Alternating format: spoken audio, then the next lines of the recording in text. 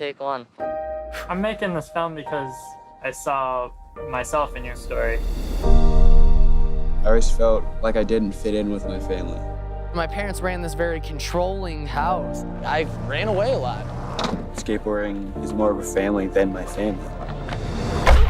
So I went back to Rockford and started following these two boys to try to like dig into their personal pasts. And, you know, of course they, you know, had violence and abuse and just these things that they hadn't ever talked about before.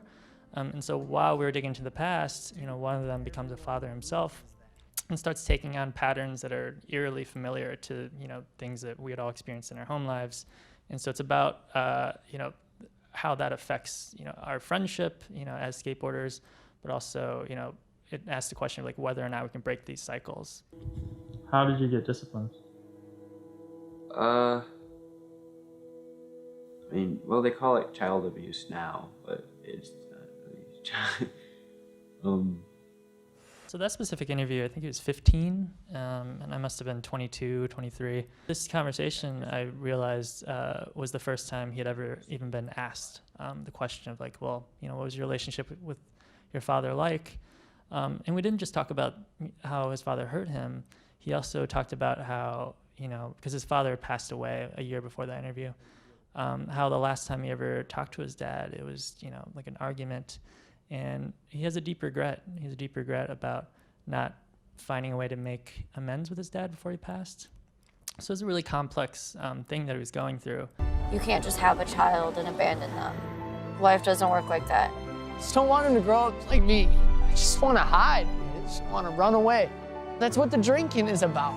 There's a lot of actually young parents who have approached me, which is a surprising demographic I didn't expect.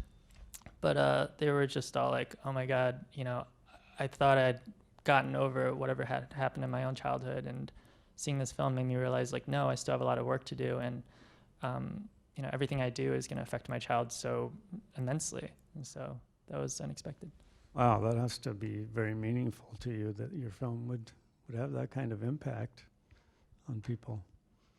Yeah, I mean, that was the goal, is to try to, you know, I mean, personally, I think it was, like, I was scared I was going to repeat the cycle somehow.